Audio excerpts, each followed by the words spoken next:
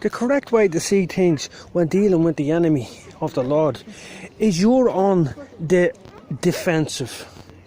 Any operations you do, no matter what they are, you're on the defensive. And I'll tell you why. And I'll tell you what you have to do. You have to start using the word Gog in your vocabulary.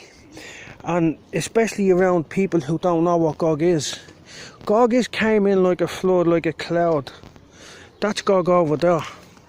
So the American government, they're under siege by Gog. Gog is coming up from South America with the communist ideology and the Catholic Church and this new world order, and it's opposing the rival. You see, there's the Native Americans, they're Hebrews, but also the Christians in America, they're Hebrews too. They should have no quarrel with one another. All God did was divide to conquer them.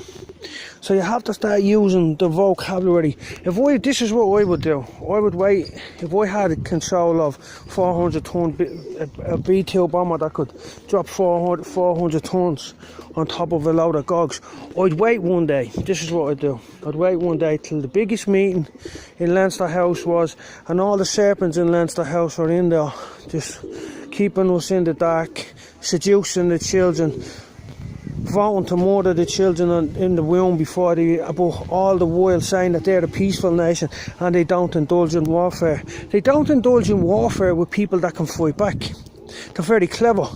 This is the modus operandi of the serpent tribe and the serpent cult, which passes that knowledge from one to the next, down the generations. And the sins of the fathers are still prevalent today in the words and the actions of the Danann race, the Danann apartheid government. They chop down all the oak trees, they kill all the animals, they kill the people. Now there's not many animals left to kill, and there's not many, and the people are a bit worried to them, so they're going for the children in the womb now. That's Baal worship. So what you do, what I would do, is you would call it a preemptive strike, but it's not even a preemptive strike. It's a defensive manoeuvre. It's like they went the bridge too far. It's like Arnhem. You're driving them back. It's like breaching the Siegfried or the Maginot Line. You're driving them back. It's what do they call it? You're driving them back. Any move you take against Gog and its affiliates is lawful. In the eyes of God, it's lawful. In the eyes of the international community, it's not going to be lawful. But blessed are the people that escape the nations. The nations, that's them. All the heathen tribes banding together to deceive, to bring in this God of theirs, the pantheon of heathen swine spirit gods. Cain and Abel. Cain who slew Abel. So what you do is you wait till they're all in there one day, have someone watching on them. This is to give them a clear message that they're going to get it. And wait till they're all in there having a big meeting in Leinster House. And then you send in the B-52 or the B-1 bomber, whichever carries the heaviest payload, and you just drop them straight on top of them while they're doing their seducing in the thing. And that would be a clear message that we're not being seduced by Medusa anymore. Athena, Anna, the wife of Nimrod, who is Cain, who is Moab. The wife of Nimrod, metaphorically speaking, is that he created democracy as in opposition to the Lord's law, in opposition to Abrahamic teachings, Isaac and Jacob, or Ishmael and Jacob. You see, that's what it was created for. So you got to realise, if you read the Bible, the Lord says clearly that what we're doing, Gog came in as an aggressor. They came in as they done like a blitzkrieg on us. You can call it a blitzkrieg. Look at them, their teachings and the way they act, and what they've done over the last couple of centuries as a blitzkrieg action, like what Hitler done against the Polish and all that. So that's what you have to do. You have to look at them as an enemy invading force, an occupying force who need to be driven out. So if I was to go and hit 5 so-called democracies, Gog democracies, but there's no such thing as democracy. All of Gog works for a dictator in Rome, and that dictator works for Cain.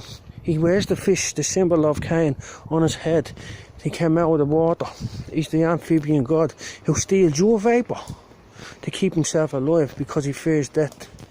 He fears dying. He doesn't want to go into the pit. He's old and crinkly, and you have the children of Cain. We have to make a full end of them. It's all in the book of Enoch. The book of Enoch what it does is it confirms the Native American belief in the spirit, the great spirit. In the book of Enoch is called the Lord of Spirits, one and the same.